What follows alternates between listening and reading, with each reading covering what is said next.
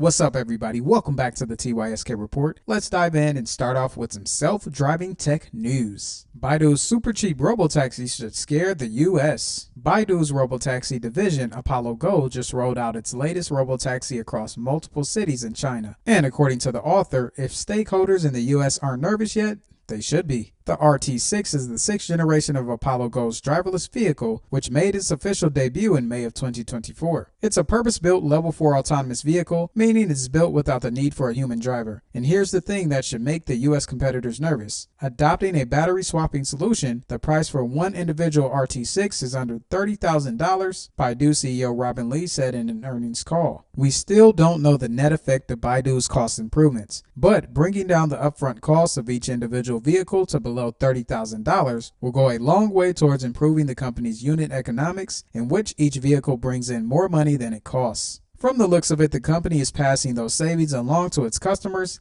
Base fares start as low as 4 yuan, around 55 cents, compared with 18 yuan, around $2.48 for a taxi driven by a human. Apollo Go said it has provided 988,000 rides across all of China in Q3 2024, and cumulative public rides reached 8 million in October. As more and more companies work on this technology, they are definitely going to find a way to not only make it cheaper, but make a profit from it. So the expansion of robotaxis continues to grow, not only here in the US, but also out there in China, and I'm sure in other parts of the globe. Now, a thing that really stuck out in that article was the actual price point and people being able to pay a lot less for a robotaxi ride than they would for a ride that was driven by a human. So it's definitely going to be interesting to see what happens next in the robotaxi self-driving space, with Waymo expanding its opportunity to people to get in the robotaxi, and with more and more companies coming on, and also with Tesla wanting to do unsupervised full self-driving out in 2025. The progression of this is looking like it's starting to pick up even more. Let's move on to the next article. Huawei unveils 5G powered self-driving car demo at MBBF 2024. At MBBF 2024 in Istanbul, Huawei showcased the future of transportation with a groundbreaking demo of 5G-enabled autonomous and remote driving technology. Steve Saunders explored how Huawei's advanced connectivity solutions are transforming cars into third spaces, relaxing hubs equipped with entertainment, powered by lightning-fast 5G. Witness the real control of a car 8,000 kilometers away in China with near-zero latency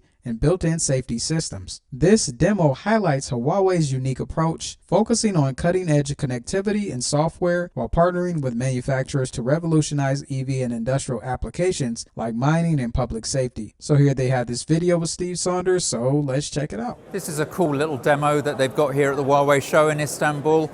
What they're showing here is the idea of using 5G to enable car manufacturers to create what people call the third space. So rather than having to go to Starbucks or your local coffee shop to have a sort of chill out zone, you can just do it in your car. Car can drive itself, but you've also got all of your entertainment going on, but it's all enabled by 5G, and this is an absolutely huge market. China is the world leader in electric vehicles. They'll sell 10 million EVs this year alone.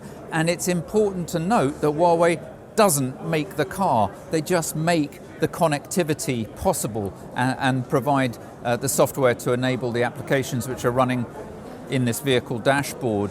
That's a big differentiator. They're staying in their lane, focusing on the connectivity. And talking of connectivity, let's have a look at the communications core that makes this all possible. It is, of course, a 5G modem, which would be installed by the car manufacturer. Very impressive, I think you'll agree.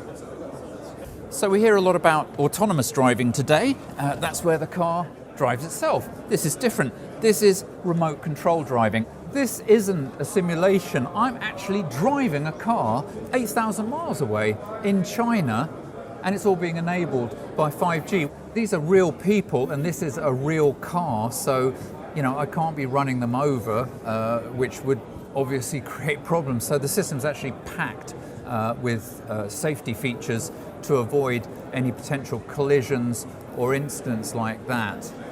It's really been foolproofed, which is obviously important when you've got somebody like me driving.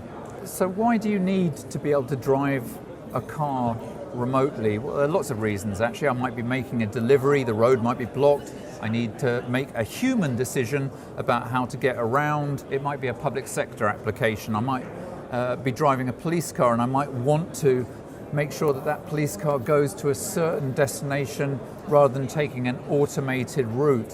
Where also this becomes incredibly important is in industrial applications like mining, which are very dangerous, and it would be really helpful to be able to control heavy equipment underground or overground, and that would be potentially a lifesaver, and that is actually starting to happen in many different industry verticals around the world. It's extraordinary to be driving a car 8,000 kilometers away, and 5G is the enabler here. Latency of 17 milliseconds going up to about 49 milliseconds. That means that it's fast enough for me to control this vehicle, not particularly well, I'd have to say, in China while I'm sitting here in Istanbul.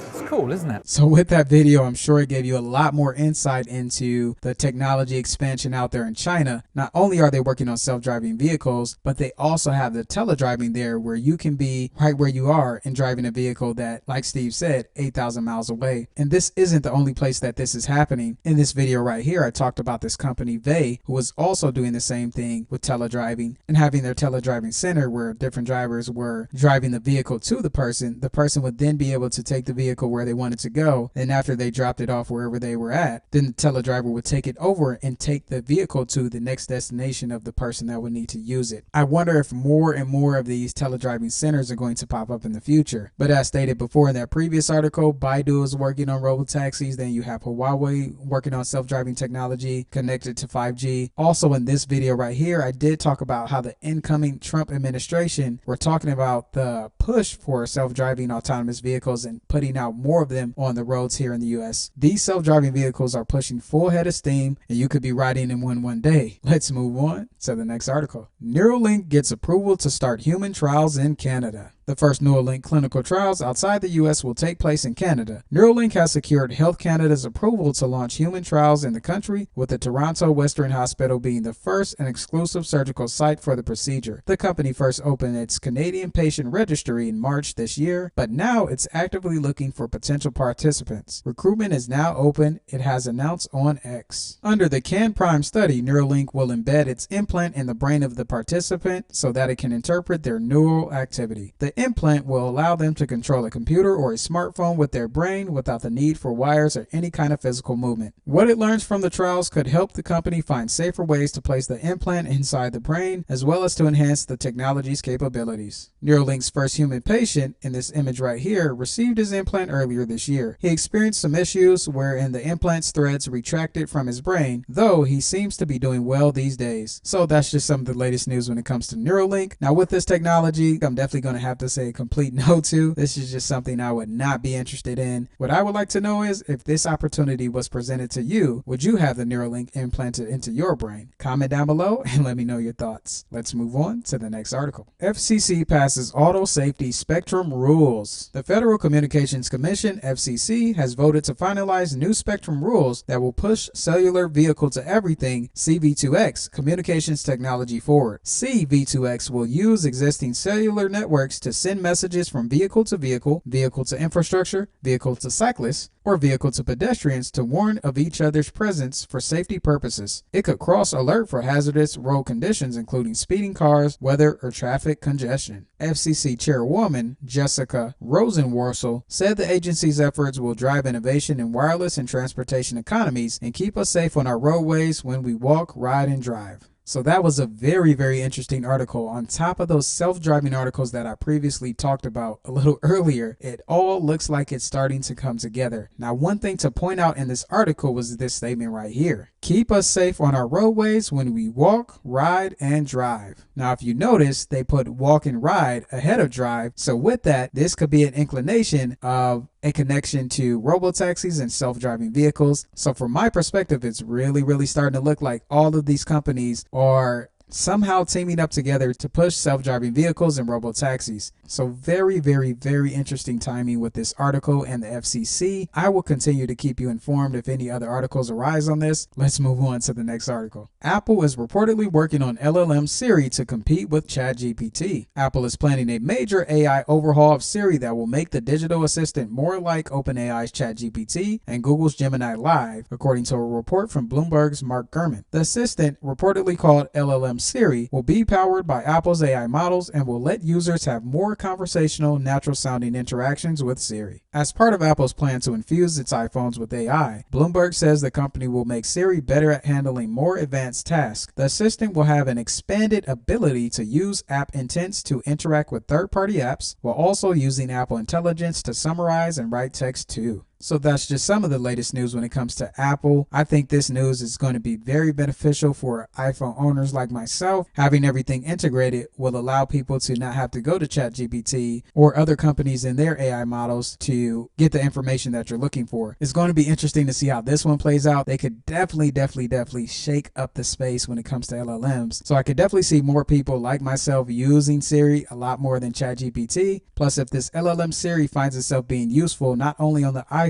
but also the MacBook, this could be something that OpenAI will have to be on the lookout for. Let's move on to the next article. A company is now developing human washing machines. Forget cold plunge pools. The new Flex could soon be human washing machines. According to one of Japan's oldest newspapers, an Osaka-based shower head maker called Science has developed a contraption that's shaped like a cockpit, fills with water when a bather sits in a seat at its center, and measures the person's pulse and other biological data via sensors to ensure the temperature is just right. It also projects images on the inside of its transparent cover to help the person feel refreshed, says the outlet. Dubbed Mirai Nengen Sentakuki, human washing machine of the future, the apparatus might never go on sale. Indeed, for now, the company's plans for it appear limited to an expo in Osaka this April, where up to 8 people can experience a 15-minute long wash and dry each day after first booking a reservation. So that's a wrap up for the TYSK report. As always, this information is important and vital because it could have some impact on your life. So in order to stay informed, like the video, subscribe, and then check out these 2 videos right here so you can continue to stay informed about the things you should know happening in the world of technology.